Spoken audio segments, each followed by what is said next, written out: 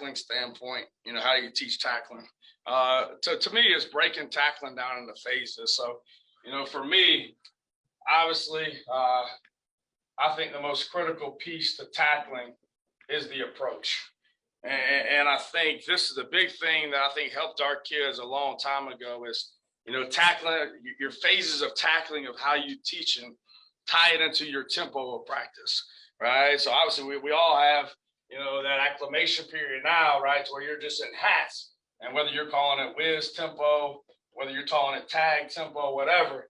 And to me, that's when all the bad habits start. Right? The pad level's terrible, right? Guys just run by it, or guys will just stop because they come back. Coach, I can't hit them. What you want me to do? No. What we're doing is we're training the approach, right? Which to me is one of the most important pieces to the tackle, right? But we're doing that in what tempo? In the whiz tempo that you're tagging, in the tag tempo, however you're tagging, just your helmet, right? Or just your shirt practice, right? Of being able to work the approach. And the approach, what we're talking about, and we'll get into from a drill standpoint, right?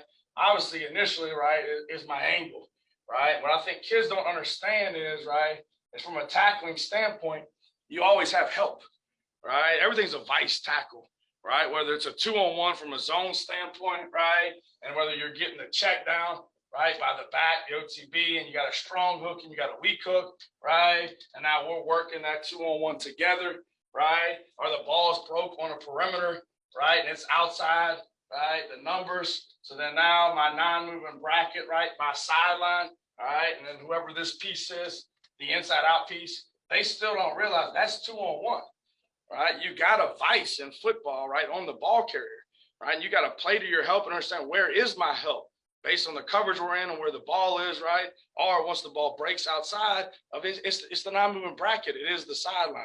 Right. So I think right, understanding, the approach, critical teaching, right, and the whiz and the tag tempo period, right. Number one is them understanding the angle, right, of working to press the hip, right. Where is their help? So they know, is this a left foot, left shoulder tackle? Is this a right foot, right shoulder tackle? It's going to end up being a 2-on-1 tackle, right.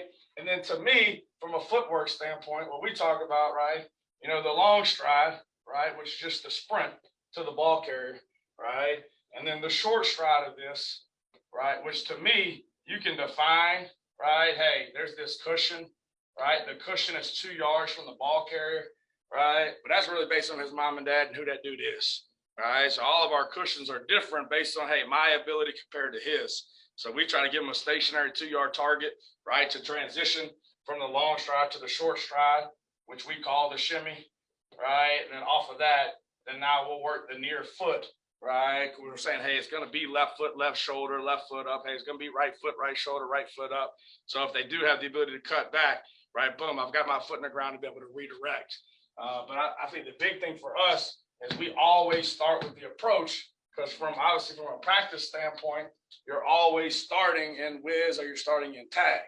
And then so from a drill standpoint, what we'll do is we'll do this in mass. And so again, we'll do it, and I'll do it the whole damn defense, right? So say, here's your sideline, right?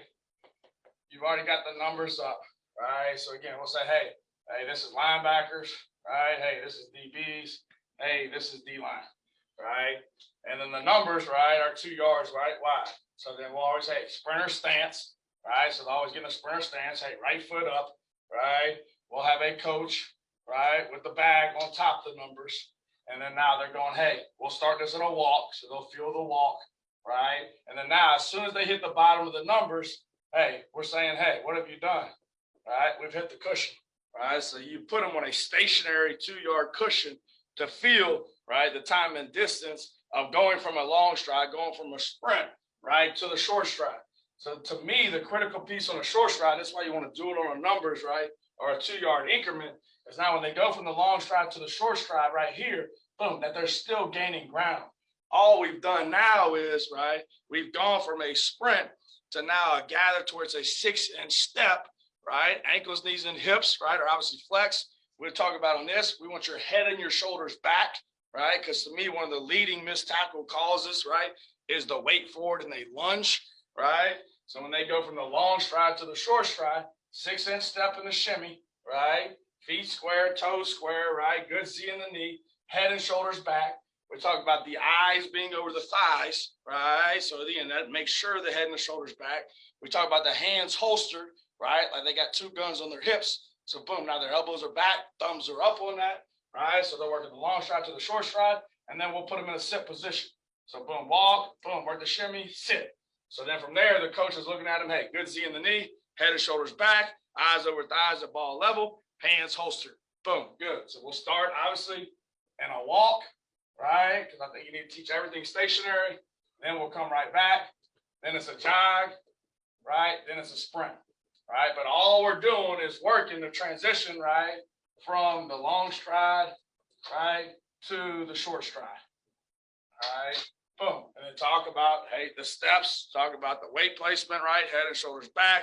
Talk about the hands being holstered, eyes over thighs, eyes at ball level. And then we'll get into where, hey, all this ends up being a hand shield.